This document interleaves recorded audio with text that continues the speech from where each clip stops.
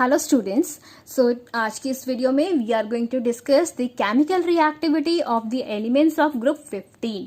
सो group 15 की chemical reactivity में बच्चों you have to study about the hydrides, halides and oxides of group 15। So आज के इस वीडियो लेक्चर में we will try to cover the hydrides of group 15। So what are hydrides students? Let's start. Hydrides क्या होते हैं? आपके hydrogen के साथ compounds are known as hydrides. So group 15 के जो हाइड्राइड्स हैं उनके नेम्स सबसे पहले जान लेते हैं। फर्स्ट ऑफ ऑल नाइट्रोजन का हाइड्राइड है which is known as ammonia, then we have phosphine, then arsine, then stibine and last one is your bismuthine. So about the hydrides बच्चों you should know what is their structure, what is the bond angle in them, what is the Lewis base character, about their reducing nature. So we are going to discuss these points one by one. So let's get started with the structure. As you can see on your screen, structure all of them have the pyramidal shape. ठीक है, shape और geometry जो है बच्चों we find out it with the hybridization. So hybridization find out करने की trick you all know, you have studied in the class 12th। Hybridization कैसे find out करते हैं? By finding out the bond pair and the lone pair. Is that clear? So bond pair and lone pair आप easily clearly देख सकते हैं. All of them are making the 3 bonds with the hydrogen and each of them have the 1 lone pair. क्यों? क्योंकि सबके पास जो है 5 valence electrons होते हैं. ग्रुप 15 के पास 5 वैलेंस इलेक्ट्रॉन्स है जिसमें से वो 3 जो है हाइड्रोजन के साथ बॉन्ड बनाने में यूज कर रहा है and 1 is the lone pair. So by this trick we get the number 4 and 4 is for the sp3 hybridization. Is that clear? So sp3 hybridization के लिए बच्चों जो ज्योमेट्री होती है it is tetrahedral and shape is pyramidal. Is that clear?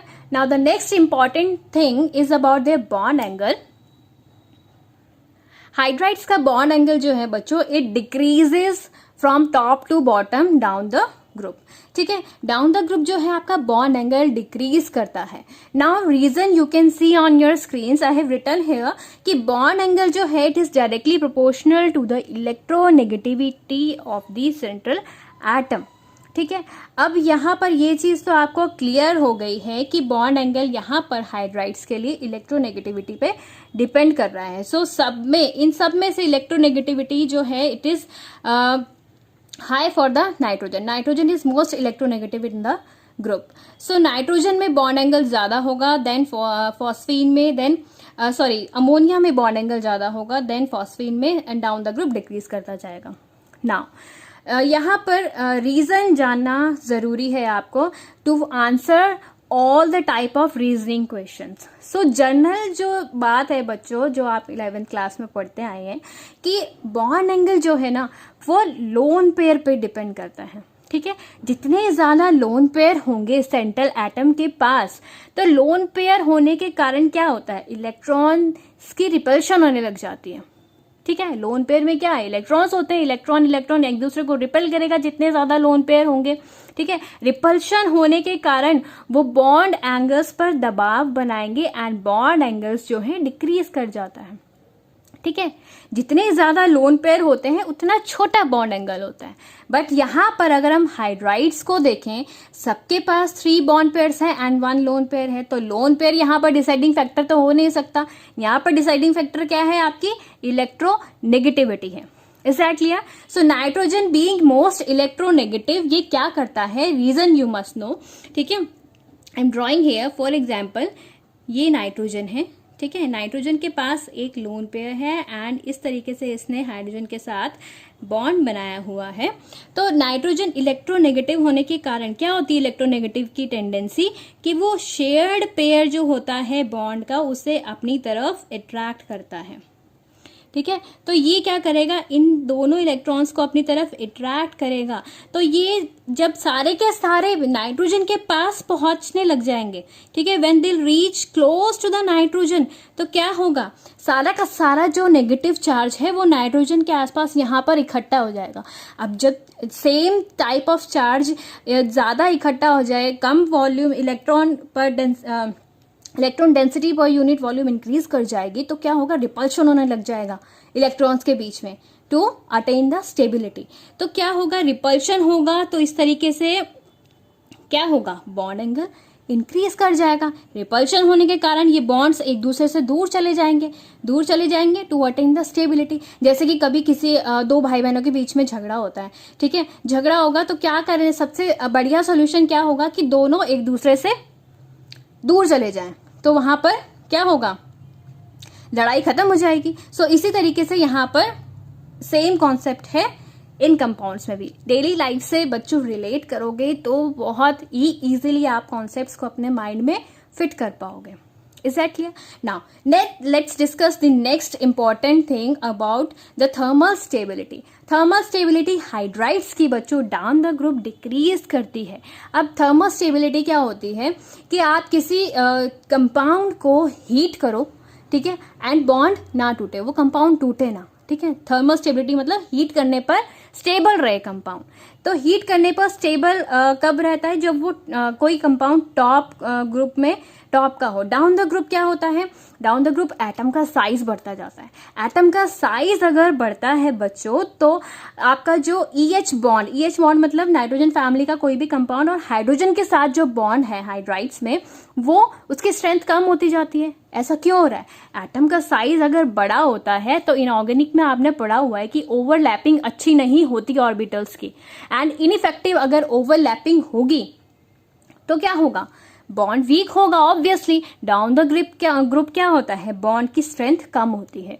Bond की strength जितनी कम होगी उतनी इजीली बॉन्ड टूट जाएगा, जितनी इजीली बॉन्ड टूटेगा उतनी ही कम थर्मल स्टेबिलिटी होगी। तो down the group he size बढ़ता है, तो डाउन द ग्रुप ही आपकी थर्मल स्टेबिलिटी डिक्रीज करेगी।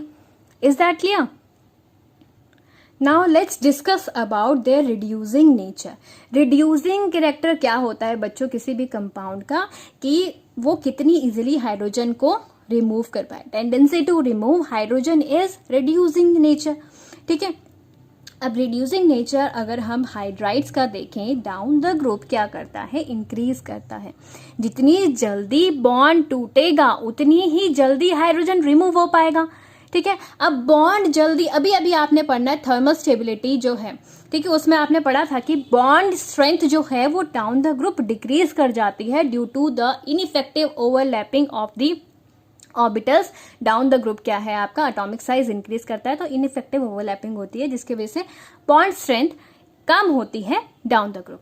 सो रीजन आप देंगे इसका सीधा सीधा, रिड्यूसिंग नेचर you know कि it will increase down the group. Why it increases down the group? Because down the group bond strength decreases. ठीक है? Is that clear? This was very simple. Now let's discuss about the Lewis base character. Lewis base character का trend जो है बच्चों पहले वो जान लो कि लुइस बेस कैरेक्टर है जो है वो डिक्रीज करता है डाउन द ग्रुप, ठीक है। अब लुइस बेस होता क्या है, वो स्पीशीज जो इजीली इलेक्ट्रॉन्स को डोनेट कर पाए वो उतना अच्छा लुइस बेस, ठीक है। अब हम ये क्यों कह रहे हैं कि डाउन द ग्रुप जो है लुइस बेस कैरेक्टर डिक्रीज कर जाएगा, you should know the reason, ठीक है। You can see on your screens की ऑर्डर क्या है। सबसे ज्यादा लुइस बेस जो बेसिक कैरेक्टर जो होगा वो अमोनिया का होगा, देन फॉस्फीन का होगा, and down the group decrease करता जाएगा। पर डिक्रीज हो क्यों रहा है, द रीजन इज कि नाइट्रोजन का जो एटम है वो काफी ज्यादा छोटा है, जिसमें इलेक्ट्रॉन्स जो है डेंसली फिट हैं।